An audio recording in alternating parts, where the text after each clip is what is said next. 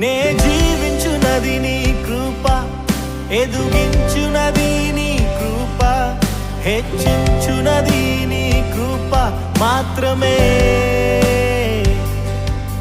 నే జీవించునది నీ కృప, ఎదుగించునది నీ కృప, హెచ్చించునది నీ కృప మాత్రమే.